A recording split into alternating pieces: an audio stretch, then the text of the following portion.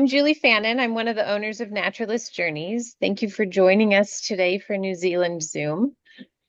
We have with us Mark Hanger. He is our operator in New Zealand, and he will also be guiding our October tour. Just a few quick housekeeping notes. Please remember to mute yourself. And then if you have questions for Mark or anybody else on Naturalist Journeys, go ahead and put those into the comment box down. There's a little chat bar at the bottom of your screen. You can put those comments in, and I will tally up all the questions at the end of Mark's presentation and go through them all at the same time. We also should have at some point Brian Shirley joining us. Brian Shirley will join the Naturalist Journeys group with, I believe it's 8 or more clients signed on. So it'll be nice to say hello to him too. And with that, we'll let Mark take it away. Thank you, Julie. Can you hear me okay there? You can? Good. Kia ora, everybody. I'm just going to give you a short introduction, really, to Aotearoa New Zealand. So just really an introduction to Aotearoa New Zealand. New Zealand is the anglicised Dutch name for this country. Aotearoa is the traditional or Polynesian Māori name for the islands. A few misconceptions about the country. It's popular belief it's not at the bottom of the world. It is very isolated, and it's not beside Australia. It takes 3 hours to fly from the east coast of Australia to New Zealand, so they are still quite a long way apart. It's effectively half the US continent apart, and it's only halfway between the equator and South Pole. So we sit sort of in that high 30s to low 40s latitude. And even though Australia is our nearest neighbour, we're as different as chalk and cheese, really, to each other. And we're a little bit south of Australia, and sort of the same latitudes as Tasmania. And so we are much less tropical and not nearly have the climate extremes that Australia has because of the ocean, the Southern Ocean and the Pacific Oceans that wrap around our country. So we're very much, our climate is determined by those oceans, really. We're the last New Zealand is the last major landmass to be settled. And I think New Zealanders are probably the only people in the world that think that they are a major landmass. But we are an area probably about the same size as Wisconsin, or Illinois, Wisconsin, Oregon, Washington, any of those sort of roughly rectangular states that are all about 100,000 square miles, then New Zealand is the same size as those. But it's long and skinny, and its coastline is actually a longer coastline than mainland US because it's got lots of little indentations on it, as you'll see if you came here. It's been isolated for a long, long time. We used to be a lowland bit of archipelago lying off the eastern coast of Australia, sort of went up and down like a yo-yo under the ocean. But we split away from Australia with the breakup of Gondwana about 80 million years ago. And we've been drifting to the east ever since then, getting further and further away. So as a result, there's never been any land bridges between New Zealand and any other part of the planet since then. So it means we've got quite a different mix of life here to what most other places have. And some have described us as a living natural history museum because of that isolation. Others have described us as the nearest approach to life on another planet. So it's quite different here. Some of that's determined largely by the fact of what we don't have in this country. And that isolation has meant there's a lot of other life forms which are widespread on the planet that we don't have here in Aotearoa, New Zealand. And in particular, a good example of that is snakes. We broke away before they had evolved, and so we don't have any. And the other very significant thing is we don't have any land mammals. Terrestrial mammals other than 2 species of bat, which subsequently arrived here by air. And the fact that we don't have those land mammals has had a huge impact on the other wildlife that's here. So here in Aotearoa, New Zealand, and it is a very diverse country. It's, as I said, it's surrounded by the ocean, but it's got a lot of mountains. Everything is determined by the sort of the geological processes, I guess, the mountain building and the volcanism. The volcanism dictates a lot of the landscape in the North Island, and the tectonic plate movement with the Pacific plate sliding underneath the Indo-Australian plate, that's created all the mountains, particularly in the South Island. So these two islands, which make up 95% of New Zealand, are only 11 miles apart, but they are as different as Australia and New Zealand are to each other. One is volcanic, and the other is all these very, very young mountains that have been created by the uplift with the crashing or the buckling up of one plate under the other. So here we work with the amazing team at Naturalist Journeys on 2 trips each year. There's one in October, and it's primarily, the 2 tours are basically the same, but the one in October, it's spring season here, and that's when most of the birds are thinking about breeding. It's when there's still snow on the mountains around. The landscapes are at the most dramatic because the air is not dusty, it's quite clear. And it's not the peak tourism season in New Zealand, although the weather can be a little bit more unpredictable. And next one, thanks. In January, that is peak domestic and international tourism season.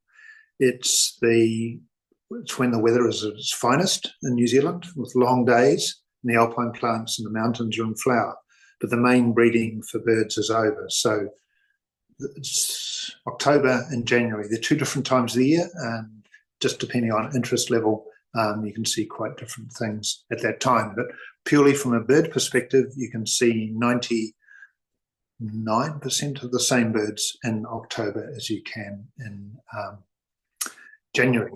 The only difference is there's one penguin you can see in October, and there's an additional albatross you see in January, which you don't see in October. So the itinerary is pretty much the same for both those departures. We travel the length of the 3 islands, North Island, South Island and Stewart Island, through really diverse landscapes. And you can move on here again. Thanks, Amelia. So we come into Auckland at the top there on the map, and we meander our way down through, basically through the middle of the North Island, and then down the eastern coast and through the middle of the South Island to Stewart Island, and then end up in Dunedin right at the end. So it's a real mixture of lush rainforests, soaring mountain peaks, white beaches with no one else on them, which you get very used to that in New Zealand, having places to yourself with no one else there. In fact, if I go away into the hills at all myself, I get really annoyed if I see anyone else for 2 days. It's one of the joys of living here, because we only have 5 million people living in the country.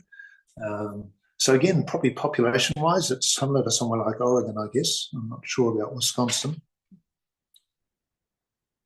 So the diverse landscapes are a real feature, but then the wildlife itself is pretty different to anywhere else. As far as birds go, if you haven't been to Australia, then almost half of the bird species you see here in New Zealand will be new to you. If you have been to Australia, then somewhere close to just under 40 species of bird here that you won't have seen anywhere else. So we spend our time in steamy rainforests. We go on boats on the ocean, ferries teeming with seabirds in between the main islands, get into the mountains, and also on the trip we gain a lot of the significance, the spiritual significance and connectedness of the land and the indigenous Māori people that are here. Both trips start with a pre-tour extension. There's a short 2 to 3 day trip that goes north of Auckland. That is specifically for quite a major pelagic trip, which goes out for New Zealand storm petrel in particular, and a wide range of other seabirds that are out in the northeastern waters around the North Island. But that's an extension which just goes out, goes to and from Auckland. And then the main tour begins with these trees here. And we go into some really lush rainforest just on the outskirts of Auckland. And these are for the majestic kauri trees. And kauri is one of the largest trees on the planet. The largest one of these in diameter is about 8 meters. Sorry, I've got to convert myself. We're metric here. It's about 25 feet across the main trunk. So they're really large, spectacular trees. Not as tall as some of the conifers you have in North America, of course, but as far as girth and sort of the bulk contained in them, they're right up there. And so that's just west of Auckland. And if we just move on again, thanks. We visit Turi Matangi Island. One of the sort of key foci, I guess, on the trip is to get it to places which are predator-free. As I mentioned it right at the start here, New Zealand had no land mammals until, first of all, Māori people arrived here 800 years ago, and then Europeans arriving in about 250 years. And with them, they brought deer, pigs, goats, sheep, rats, stoats, weasels, ferrets, and so on. And so that's had a dramatic impact on the wildlife in this country.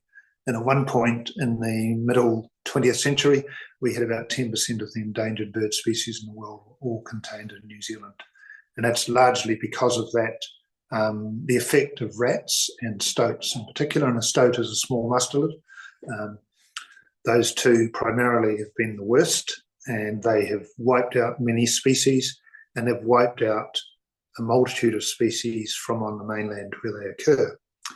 And so over the last 20 or 30 years, a number of islands have had those pests removed from them. And there's also areas on the mainland that have significant areas up to several thousand acres that have had all of the pests removed from them. And those areas now are a reminder of what the country used to be like before we had those introductions. And we begin in Turi Matangi as one of those island sanctuaries that doesn't have any of those introduced predators. And as such, the bird life that's there is pretty special. It's also a really neat place from scenery. This is basically as you step off the boat and you just wander around the coast that you can see here. But there are half a dozen species of endangered bird on the island as well, including a couple of an endangered reptile, the tuatara, and some of the largest insects in the world, the giant weta, are there as well. Thanks, Amelia. So the feature bird, you can see on our right-hand side there, the dark photograph, that's the nocturnal tuatara, which if you're into reptiles at all, that predates the dinosaurs. And its origins are about 200 million years ago. And it's now only on predator-free islands around New Zealand, primarily between the North and South Islands, but a small population on Turi. And they do come out occasionally during the daytime as well, and so you can see them there. The big chunky thing in the middle is a takahe. We have a large number of flightless birds in this country because with no mammals here, birds and insects have morphed here or have evolved to occupy niches occupied by browsing mammals elsewhere on the planet. And so we have half a dozen species of flightless bird in this country that are primarily grazers. And the takahe is one of these here. And then you've got one of the nectar feeders, or two of the nectar feeding birds there, the tui on the left and the bellbird on the right. All of these are on Turi Matangi, along with about 40 other species. So it's really a good way to introduce the bird life and wildlife of New Zealand to you. The saddleback, the rusty coloured bird there with little wattles hanging down from underneath the back of the gape there, and the whitehead also occur on Turi, as do that red-crowned parakeet on the bottom of the slide there, and the kereroo or New Zealand pigeon also there. The gannets that you see up there in the middle of that photograph there from when we go and visit the kauri forest the day before, then we visit a large gannet colony that's on the mainland there as well. And then we move south from there. Thanks, Amelia.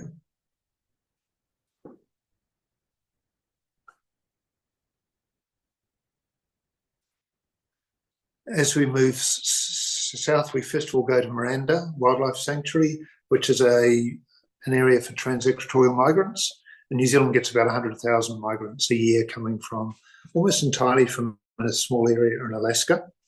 And then we also have a range of internal migrants in New Zealand. Can we just go forward a slide, I think? The one on the bottom right there, that's the primeval plover. It's one of these internal migrants, and we find that at Miranda, just near Auckland. And that is the only bird in the world with a sideways curving bill. And if you can figure out why it did that, then you'll be doing really, really well. It's obviously not a huge evolutionary gain, because no other species of bird in the world has it. And there's only about 4,500 remaining of those. But we should see a couple of hundred of those just near Auckland.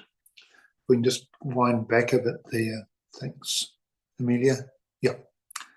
So that was at Miranda, where we get those, the primeval plover, as it's called, and also the so-called New Zealand dotterel. And we're a bit weird in New Zealand. We use the words dotterel and plover different ways to what everyone else in the world uses them.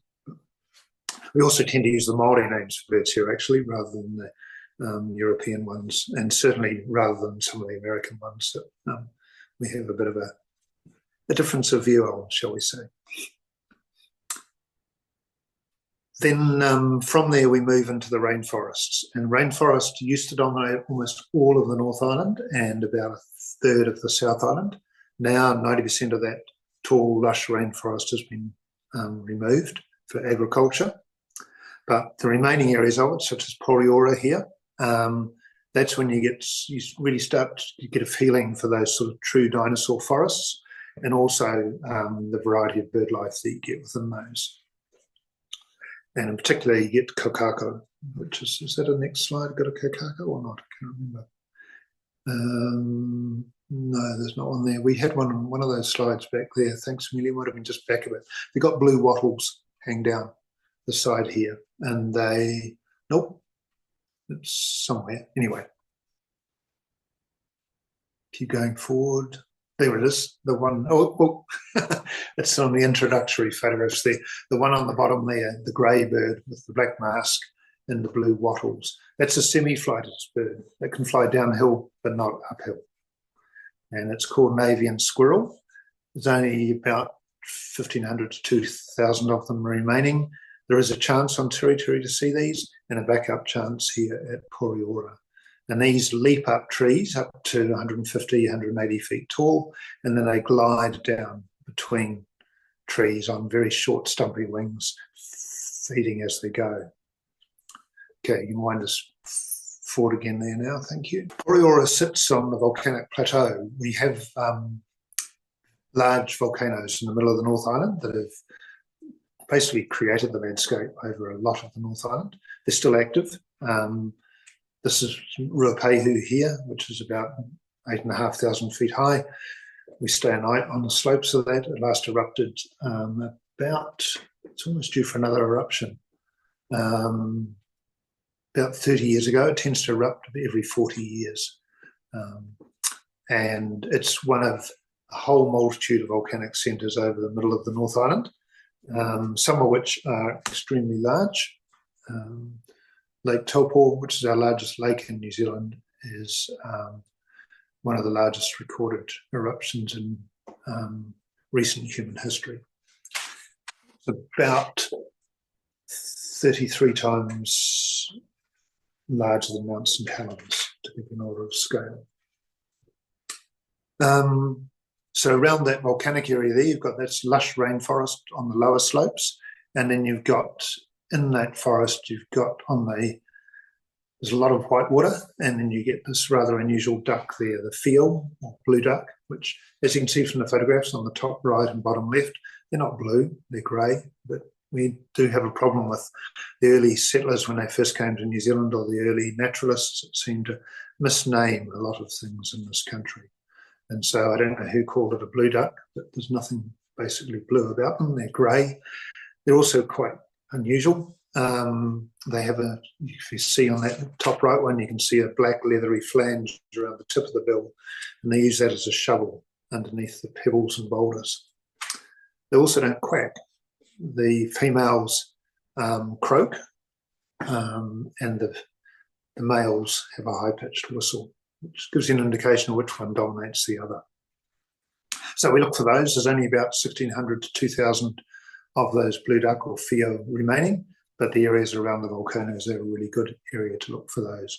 And we do have another area. We try and have, in this trip, we try and have the backup areas as well, rather than just a one-hit wonder as you go around.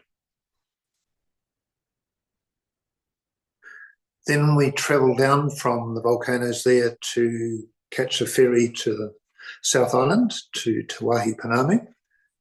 It takes 3 hours. The ferry crossing is only 11 miles across the actual Cook Strait, but you spend another hour getting out of the Wellington Harbour and another hour getting into the Marlborough Sounds. And those Marlborough Sounds are pretty fascinating. They've got a number of predator-free islands in them, and the bird on the top left there is the orange-fronted parakeet, which numbers at between 100 and 200 in total, and that's on one of the islands in the Marlborough Sounds. And the day after we cross on the ferry, we go back into the Marlborough Sounds on a charter boat and visit Bloomin' Island to look for those. And we spend quite a bit of time on the waters in the Marlborough Sounds as well, particularly for Hector's dolphins, which is a rare endemic dolphin. It's only about 4 feet long, found in various places around primarily the South Island coast. Then we move down the coast. We're now heading down the right-hand side of the South Island to Kaikoura. And Kaikoura is a real seabird mecca, really. It's unlike many places on the planet where you go on a pelagic trip and you dread it because you're going to be chugging out to sea slowly, probably get horribly seasick and come back 8 or 12 hours later and try and vaguely remember what you saw. In New Zealand, we're very fortunate. You get in a boat and you pop out a few minutes and you're right out there in the wind zone, as it's called, and you'll see 14 or 15 species within just a few minutes off the coast. And so Kaikoura is one of these key areas. It's where you've got the edge of the continental shelf around New Zealand is very, very close to shore. It's about half a mile offshore. And so you only need to get out beyond that and you get into the oceanic roll and the big upwellings of nutrients coming up from 3,000 or 4,000 foot deep waters. So Kaikoura is renowned for sperm whales for that reason. But it's also, in more recent years, become renowned for seabirds. And you'll see large numbers of wandering albatross, shy albatross, or whitecap as it's called up there, and salvins, along with giant petrels on the bottom there.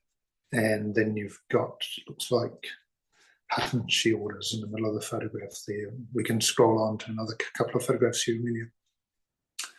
Yeah, so that's your sperm whales diving, and that's your Hector's dolphins on the left-hand side.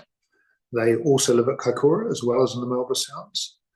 And then that's, as the waters warm up, and it's October, the waters are starting to warm up, but they haven't warmed up fully. So you're still getting some of the winter birds are still around Kaikoura, and some of the summer ones haven't arrived. By January, some of those earlier ones have all left, and you're into the summer birds, and you've got large numbers of dusky dolphins with a smaller number of common dolphins amongst them, and you get about 1,000 of those off Kaikoura. And you can see in that photograph of the boat there, which is a dolphin swimming boat, that the mountains are rising to 7,000 feet, virtually right from the shore at Kaikoura. So it's quite a dramatic spot. Then we travel south, and then we go inland for a mountain interlude on the trip. And one of the things I really like about a naturalist journey trip is it's not going hell for leather. It actually is time to just enjoy being in places. And so we have a wonderful 2 days in the Arthur's Pass region, which is right in the middle of the South Island and amongst the mountains. There's a luxurious Arthur's Pass Wilderness Lodge there. It's only a 24-room, I think. Yeah, 24-room lodge, looking out straight on mountains like this here, and a really lovely place to catch your breath or to go and explore some of those mountains and also see Some pretty interesting bird life around there as well. The good thing is you can really walk from the lodge. You don't have to travel. And that's the key is, yeah. So Arthur's Pass, it's our first opportunity to see we have a number of parrots in New Zealand. We have the world's largest, heaviest parrot, a nocturnal Kākā, which we won't see. That's only on islands that don't have any access to them. And it's also totally nocturnal. But then we have two large parrots, the kia, which occurs in the mountains, and Kākā, which is in those rainforests in the North Island and also down on Stewart Island.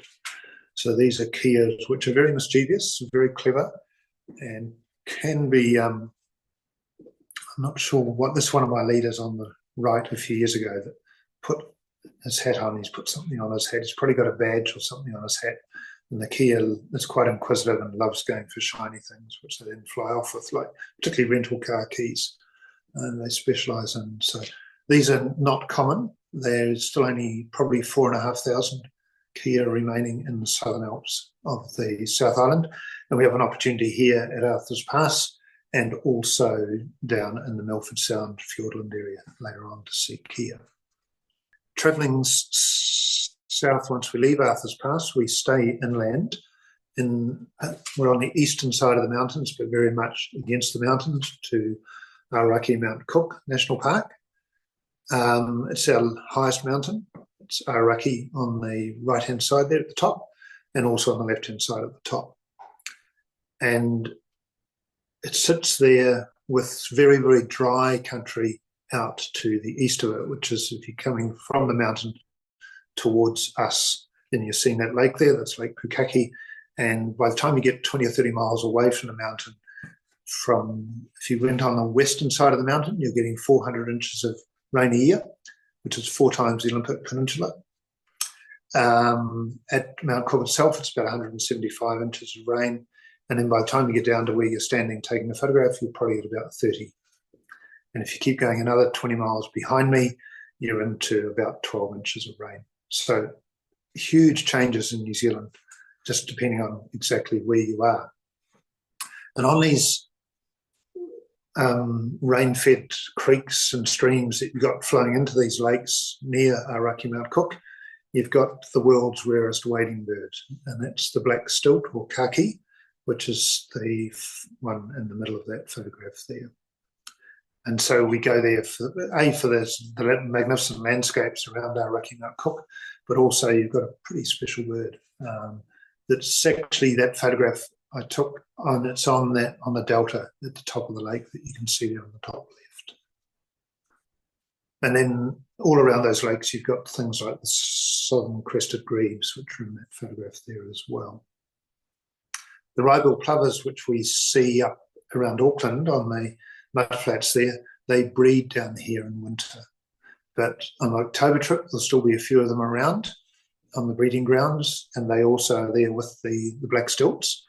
But by January, they're all up around the Auckland area.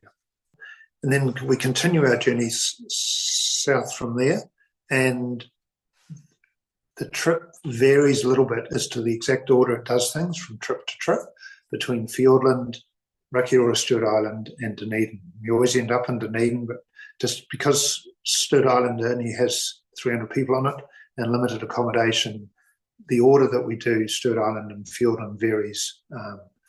But usually we'd go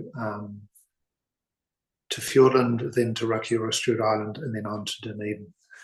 And Fiordland is one of the most majestic areas in the country. It's been heavily glaciated. It's got wonderful landscapes. Milford Sound's probably the best known landscape feature, I guess, in the whole country. And that sits on the northernmost of the fjords that are there. So we explore the Fiordland National Park over 2 days for that landscape, but it's got the backup area for the Fio. It's got a wonderful bird life in the beech forests in Fiordland as well. And then it's got marine mammals like those fur seals that are sitting there. So pretty amazing scenery there. And around on the October trip, you've probably got a 50% chance of seeing the Fiordland crested penguin standing around on the shores of the fjord here, and this is Pipiutahi, Milford Sound. You do get the Fiordland crested penguins breeding in the fjords. So the October trip, you've probably got a 50-50 chance of seeing them on the fjord there, but virtually a 100% chance of seeing them on Stewart Island. On their January trip, that is a bird, if you see it, that's a bonus bird on the January trip, because we lose that penguin on that later trip. But we gain a Buller's albatross on that January trip, which we usually don't see. It's another endemic species. We don't see that. It hasn't come up from the South Antarctic Islands by October usually. Then moving on to Stewart Island, which is a pretty special place from Fiordland. It's, as I said, it only has about 300 residents. They used to be primarily for fishing, as you can see in that photograph of the village there. There's only one hotel, one motel, and one small lodge on the island. And so we stay in any one of those, or sometimes, depending on group size, we take two of them. But it's just a step back in time, I guess. It's a really relaxing island. It's wonderful forest all over it. It's got a predator-free island called Ulver Island, which is only a 10-minute water taxi to get to it. So really good seabirds going out. The photograph on the left there is showing TT, or sooty shearwaters, and there's 6 million of those breed around Stewart Island. Then there's a good population of New Zealand sea lions, which you're seeing on the top right there. That one we often have to negotiate on one of the beaches on Ulver Island, which adds to the fun of the trip. But, so this is one of the main, or there are two main reasons for going to Stewart Island, I guess. One is the seabirds, and the other is kiwi. This here is showing the seabirds. You've got that Fiordland crested penguin on the left-hand side there, and that is breeding in a large number of locations just around Stewart Island, many of them only about 10 minutes by boat from the main village, and so that's a real focus on the October trip. You've also got a very small number of hoiho, or yellow-eyed penguins, which is the bottom right there. They occur around Stewart Island and around the Dunedin coast, but they are in extremely rapid decline at the moment and predicted to become extinct on the mainland within the next 10 to 15 years. So these days we get excited if we see one or two around Stewart Island. Then you've got wandering albatross in the middle picture on the bottom, and then the white-capped albatross, and you'll see this is immediately behind our boat off Stewart Island, and we're literally only probably a mile offshore at the most, and you'll get 40 or 50 of these flying around the back of the boat regularly, with a sprinkling of those bigger wandering albatross flying in amongst them. So a really good place to not just see the seabirds, but to see them and photograph them really, really well. And I should probably elaborate on that, photographing New Zealand birds. It's a real downside for the birds that they evolved without predatory mammals here, and so they have no ways of protecting themselves from those predatory mammals, and they have no fear, and so they've been decimated and wiped out in many places. But on the upside, these birds are not fearful of people, and so if you're looking to photograph birds, then even all the terrestrial birds in New Zealand, then it's a really good place to be able to do that. And particularly areas like Turi in the far north, Ulver Island here on Stewart Island are really, really good places to be able to photograph the land birds in New Zealand. The other special bird on the island is kiwi. And there are 5 species of kiwi in New Zealand now, or sort of 4.5, but they're sort of moot point as to whether they're split off as species yet or not. It's not easy to see any of them in the wild, except for on Stewart Island. And on Stewart Island, they are numerous, relatively, compared to elsewhere. There's probably more Stewart Island brown kiwi on Stewart Island, and it's only 600 square miles, than there is in the rest of the South Island, which is 55,000 square miles. And that's because there are no stoats on Stewart Island. And that's had a huge impact on, because these birds are the size of a football, a soccer ball, so they're about that round. And basically 2 big drumsticks with a funny pointy beak out the front. They can run as fast as a rabbit, and they're quite aggressive. Those feet they've got, they use them to kick each other and kick predators. And so they can deal with rats and a number of the smaller predators, but they don't deal with stoats well, and they don't deal with cats very well. But on Rakiura Stewart Island, there's still good numbers of them. And literally we go 5 minutes from the village up on, it's actually the airstrip where the planes come in and out. And the kiwi come out on the grass there at night. And so you get really good views and an opportunity to photograph them there as well. Thank you. And that's just, sorry, that's another picture of these saddlebacks. They are occurring on Ulva Island. They were all but wiped out. They were down to just a few dozen, but they've come back really well on the islands which they've removed the predators from. And that wattle family, which we have the blue wattles on the Kākā in the far north, and these red wattles on the saddleback, that's an endemic family, of which we have 3 endemic families in Aotearoa, New Zealand. Thanks, Amelia. And then we're at the last day of the trip, when we come up from Stewart Island up towards Dunedin. And Dunedin on this peninsula, this headland at the tip of the peninsula, has the only breeding area on the mainland of New Zealand for an albatross species. We have the northern royal albatross breeding up there. And there's now about 200 birds that are based there. So we cruise around there for an hour, which is it's far better to see them from on the water, because you go in late afternoon, you see them coming and going from the colony, and you get really, really good views of them there. So pretty special place and a lovely cruise to end the trip on.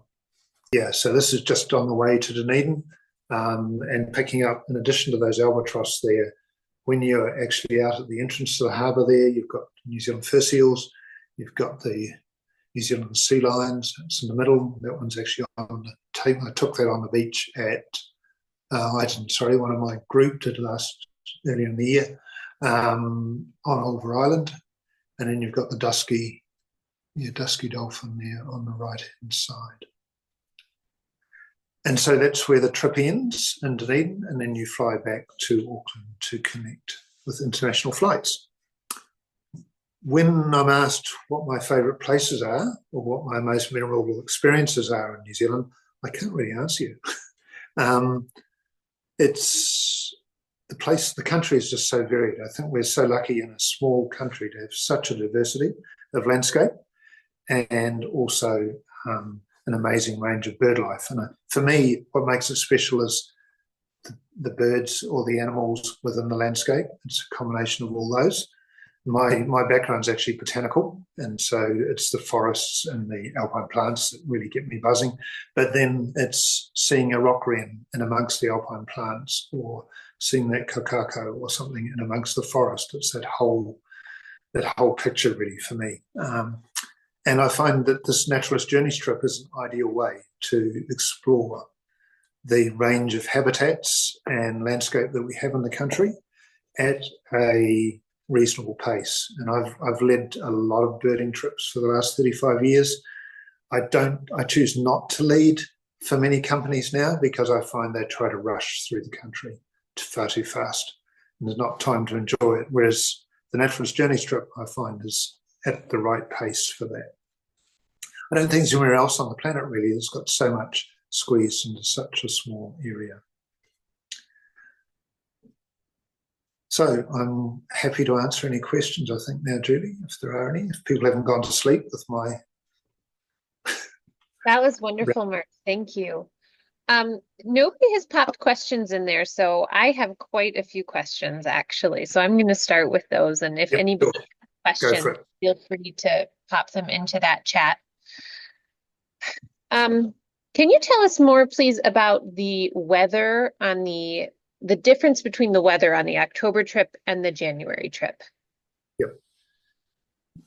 As I indicated that the rainfall is really high in some areas in New Zealand and really dry in others. And so it really doesn't matter where you are at any particular time of year. It can rain over a lot of New Zealand at any time. The weather is more reliable in January, when it's like you can expect it to probably be between 50 and 85, I suppose, in January. But the birds are much quieter in January, and there's a lot more dust in the atmosphere. Those big braided rivers, you get a lot of dust coming off those, and so the clarity of the air is not as great. Whereas in October, it's a little bit more high risk, high reward, because you can be much colder in October, but the air is completely clear. So your views, your landscapes are far better then, and the birds are much more vocal in October. So then it's still not going to be lower than probably, cold-wise, it's probably not a lot colder. It might be down to about 45, but there'll be wind chill. But you won't get the heat. Is probably more likely, I guess the maximum will probably be 75. Great. We just had a quick question. Will there be an October trip in 2026? I believe so, Donna. We're still planning the last quarter of 2026, but it's pretty much the same every year. We do a January and an October. My next question is, sorry, I'm flipping screens here. What is your favorite location that we visit on the trip? Oh, jeepers. Yeah, that's really hard. There's Arthur's Pass Wilderness Lodge is magical because it's really quite hard in New Zealand to stay in the environment. And that is, you're staying in the mountains. The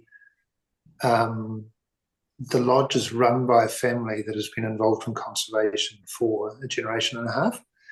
And the largest conservation society in New Zealand is Forest and Bird, which I'm actually deputy president at the moment. But Jerry McSweeney was the president of that society back about 30 years ago. And then he decided to put his money where his mouth is and establish these nature lodges to encourage people to appreciate nature. So that's a really special place because you don't have to go anywhere. You can, and it's a little part of it is a working sheep station. And so you've got this wonderful high country sheep station there as well. So that is always that is the highlight for where people stay because it's luxurious, the food is wonderful, and the scenery is great, and you don't have to travel. From a wildlife point of view, it depends if you like seabirds or not.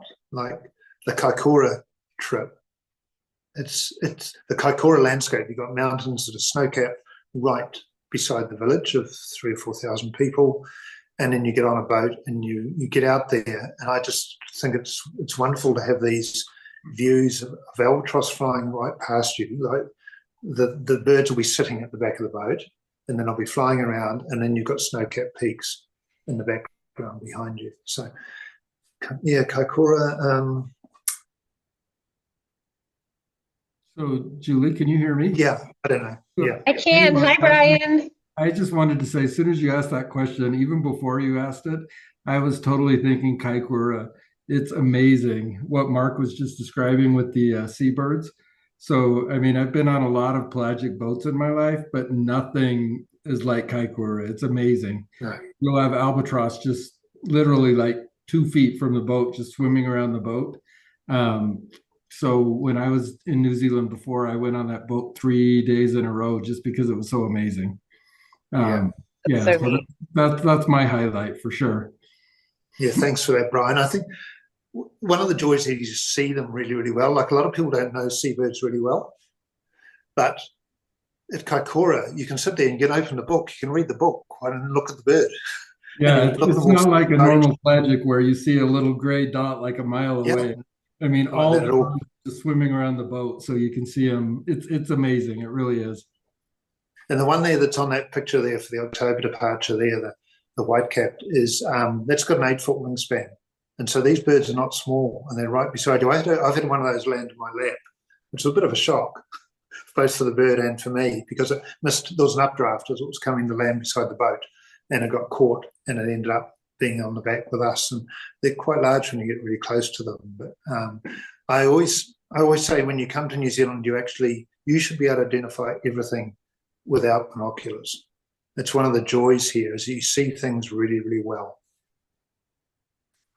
That's great. Those albatrosses are so gorgeous. Judy is wondering how you adjust/survive the time zone changes from the Eastern US to New Zealand.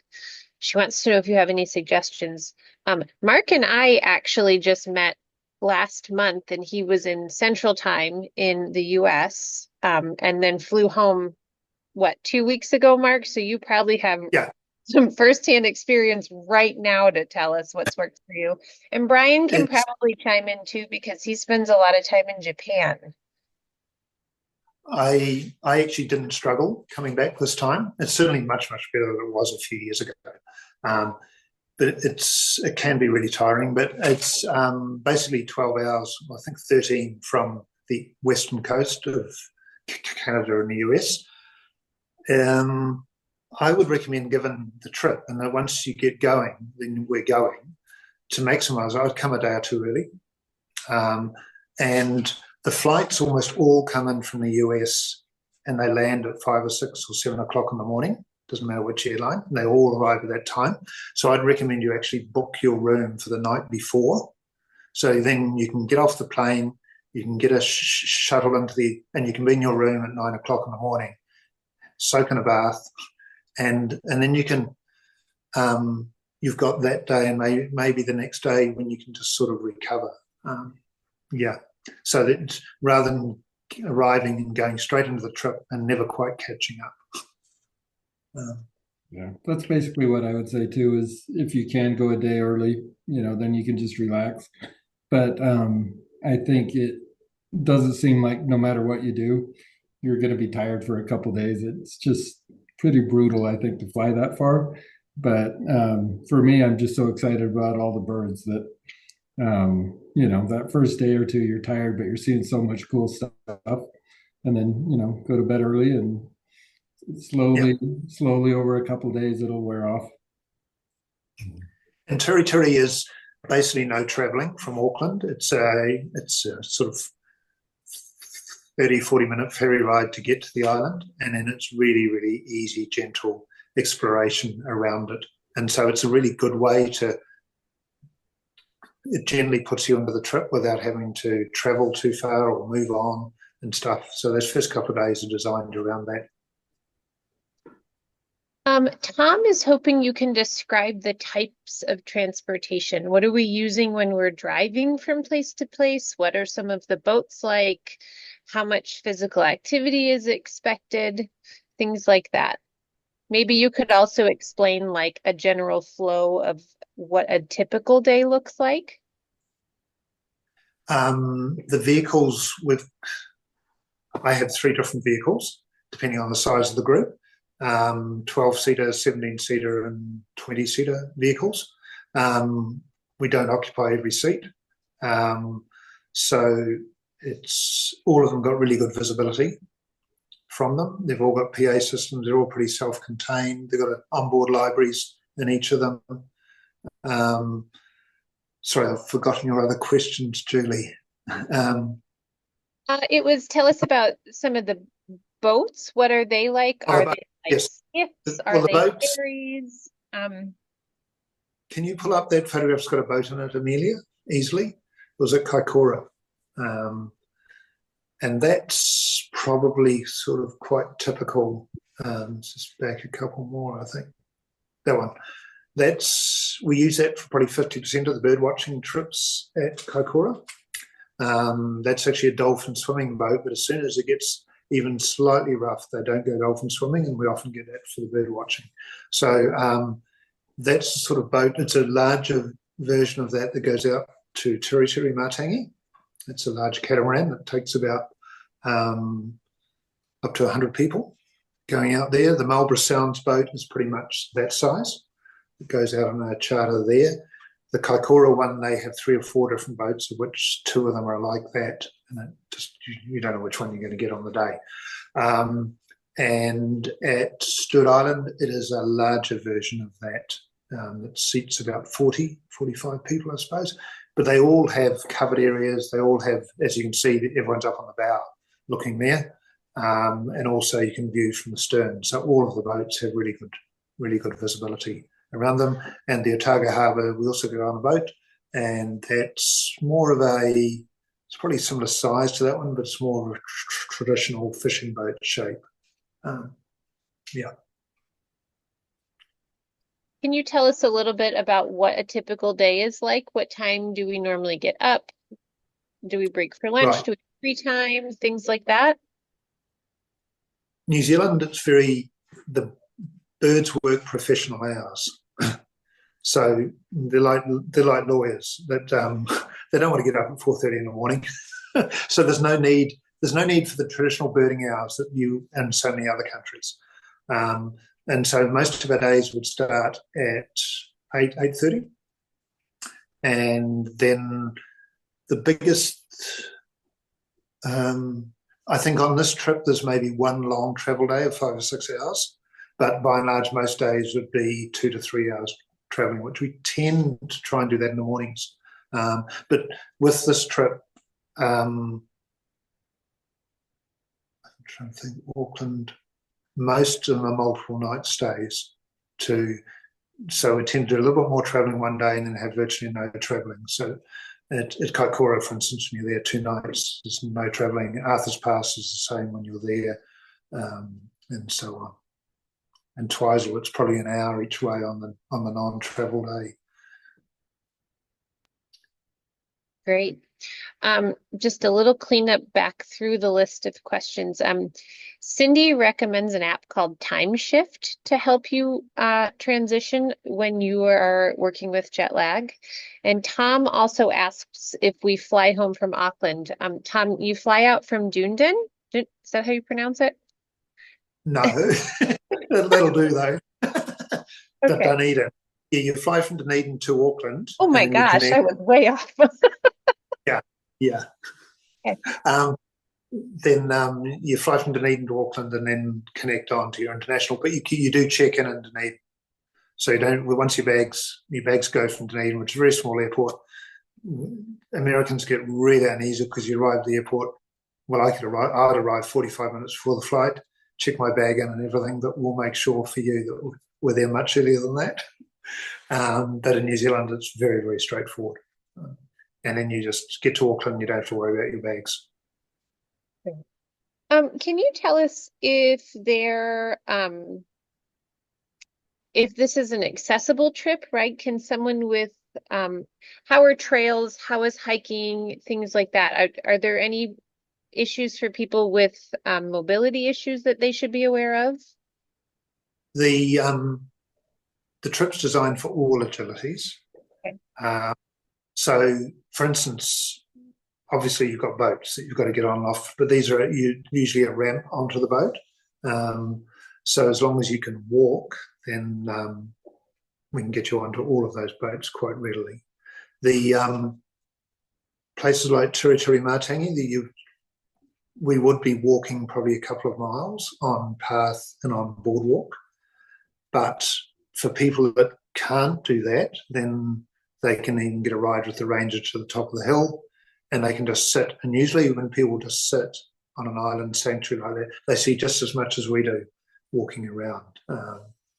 And most of the other areas on the mainland, it'll be quite short walks from the vehicle. Like to get to the Black Stalk, for instance, in Mount Cook, while you are surrounded by mountains, it's actually a flat walk of maybe 200 metres, say 300 yards to get to where the Black Stilts are. And on Stewart Island, it's a little bit hillier. It's undulating on Ulver Island there, but very, very high quality walking. And I guess if anybody else has any more questions, go ahead and pop them in real quick. We're going to wrap up by 8.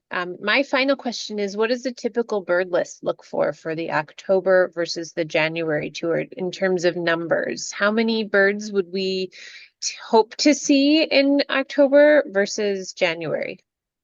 You're probably going to see somewhere between 120 and 140 species total. It's not going to vary much between those two. The key is the endemics, and that's what people want to see when they come here. That's going to be basically the same number, sitting at about 40. The big difference is that October trip, you get the Fiordland crested penguin. You don't get the Buller's albatross. That's really the only big difference. And on the January trip, you get the Buller's albatross. It'd be pretty lucky to get the penguin. Most of the other birds are resident year-round, and the transequatorial migrants, they're probably less important to people from North America because they've encountered them in the Northern Hemisphere. The internal migrants, we see them either down south or up north. Okay. So it really comes down to what time suits you to travel from the US, really. Sure. Mark, I believe this tour closes. The October tour closes in 2 weeks. Am I right about that? We're closing that. Because that's a really nice lodge. They need confirmed numbers by then. So, yeah. If you're considering this tour, now is the time to start finalizing your plans, calling our travel planners to see if they can help book or to see if it's the right trip for you to book you on. We do, it's kind of crazy to think about fall already, but when we're in the thick of summer here in the US, but this trip will close for the October departure in 2 weeks. So right there on your screen, travel@naturalistjourneys.com, you can talk to Jesse or Laura or Christine about this tour, and they'd be happy to answer your questions. Otherwise, just email us, and hopefully we'll see you in New Zealand. Mark, thank you for a lovely presentation. Well, thank you, and thank you for everyone's time. Brian, thank you. Good to see you. I hope to meet you in person, Brian. Yeah, I hope so too. Yeah, I'm looking forward to this trip. So I'm glad I'm going on the October one because when I was there before, I missed the Fiordland crested penguin. So looking forward to that guy for sure. Thank you, everyone.